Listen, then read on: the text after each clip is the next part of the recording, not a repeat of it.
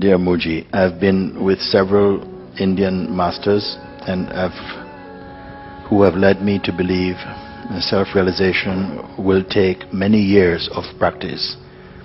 Yet you and some other Western masters say we can do it now itself.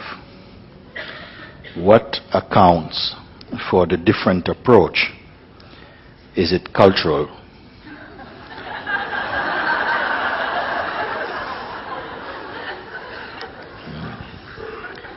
How can I know the right path for me? Love, Anjali. And,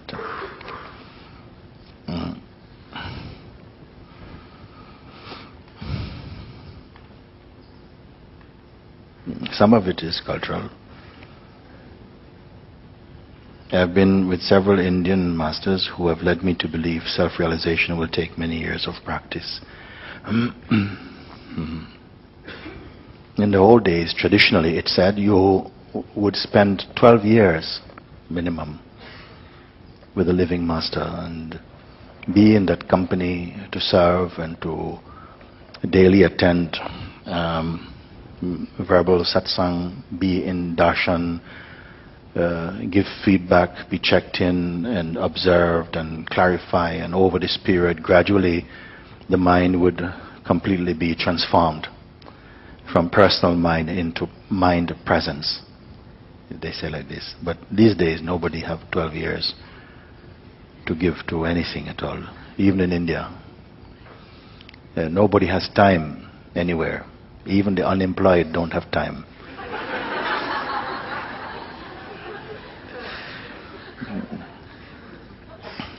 So a way had to be found for the beings to come to recognition quick. It's all one movement. Consciousness is doing it. And what was refreshing and new, because sages such as Sri Ramana Maharshi also, he was also speaking that what we are, the truth, we already are that. Even the old masters, if they had really realized the self, they would know. But this is timeless. It's what we are, timelessly. Realization is not an event. It could only mean the recognition of what is already here. It's not a creative process. It's not you're going to create a new you which was going to be so good it realized itself. It wasn't like that.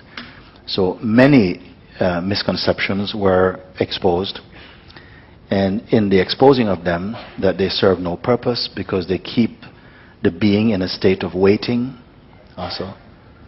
And then some beings were clearly ready to burst open, but they were delayed and suppressed to say, no, it cannot happen like this. You have to keep on like this, you see. So sages like Ramana had tremendous patience to meet each one within their own capacity. As much as they could assimilate, he addressed them. Then a sage such as Nisargadatta Maharaj, he mostly didn't have time for what he called preliminary spirituality. He was cutting completely, throwing things out. No, it's not this, not. So quickly, whatever seems to obstruct the recognition, the intuitive recognition of what is timeless, was quickly recognized and discarded like that. So these are also Indian masters, you see. Sometimes in the West also, having more stronger intellectual tradition and tendencies, the teachings of the East was grasped very quickly. But sometimes what was not accomplished was that the ego not necessarily destroy. And we have heard stories not just from the West or the East of those who clearly had some insights, had some breakthrough, came to a place of seeing, yet they had not destroyed their vasanas somehow. And you've heard of people who took advantage of their disciples also, because they hadn't gotten rid of their own cravings. So this is why we speak that, yes, the seeing is instant, the recognition can be instant, but it will take some time to stabilize the mind into the heart completely. And even if you realize today completely, without any doubt, who you are, maybe for the duration of this life also, the consciousness will continue refining itself, deepening in its own mystical juice. And this is a beauty and a paradox, that all of this continuous kind of maturing can continue against a background of unchanging awareness. It's not something that your mind can just fathom. But as long as the beingness, the life force is in the body, we will continue deepening.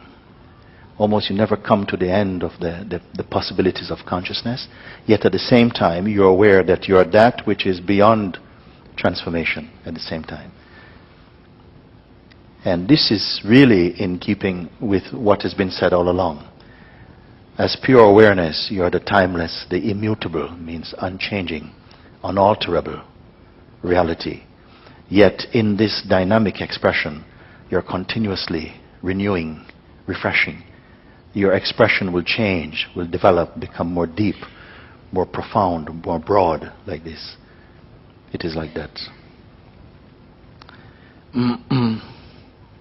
So these masters say it take many years of practice, if necessary. Some people not necessary.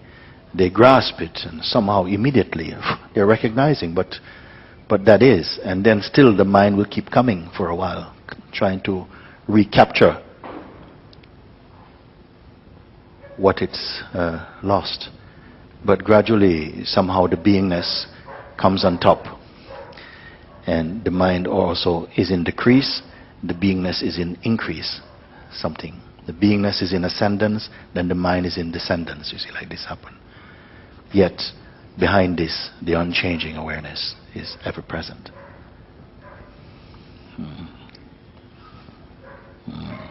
So you and some other Western masters say we can do it now itself.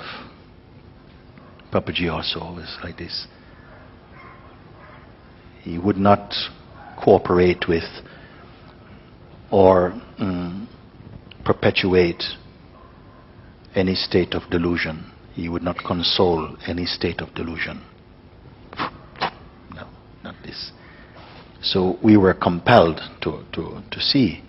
You were cornered somehow.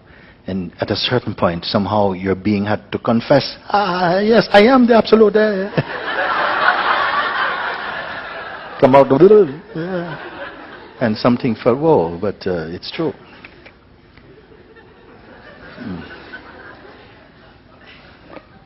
What accounts for the different in approach? And also different teachers also, they have different, some very patient, and see the need for slow and continuous reminding, because in some way we came into a state of ignorance through continuous and repetitive,